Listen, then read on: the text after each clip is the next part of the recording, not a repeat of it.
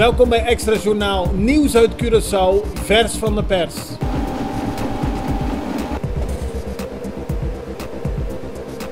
En dit is het nieuws van vandaag.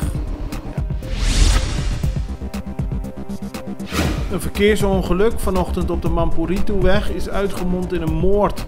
2 gezinsauto's reden tegen elkaar en in de discussie die daarna volgde tussen beide bestuurders heeft één van hen de ander in de nek gestoken met een mes. Uiteindelijk is het slachtoffer komen te overlijden, ondanks het feit dat de ambulance snel ter plaatse was. De politie is op zoek gegaan naar de dader van de moord. De actuele situatie in de zorg in het CEOS is de afgelopen maand niet genormaliseerd. Als gevolg hiervan is ook het aantal patiënten waarvan de operatie is uitgesteld toegenomen.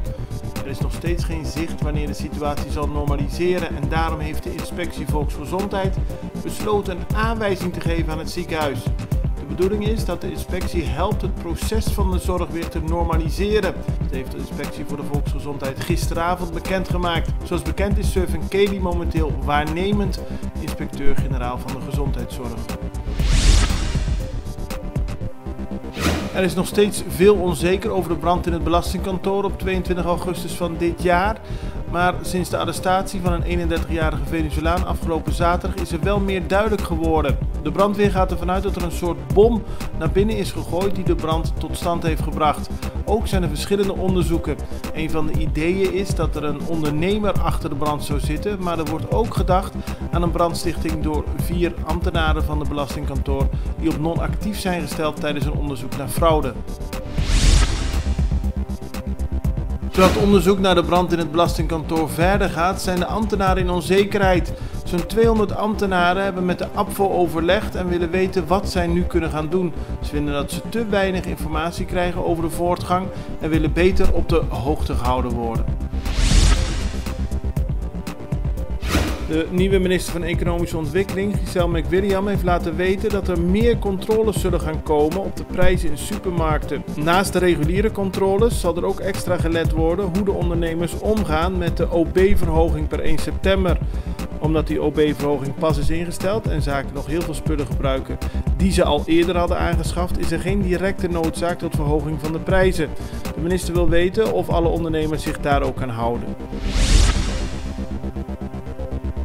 De zaak waarin de Italiaanse advocaat-generaal Roberto Pellicano wordt gehoord op verzoek van de advocaten van oud-minister-president Gerrit Schotten gaat verder in maart 2020.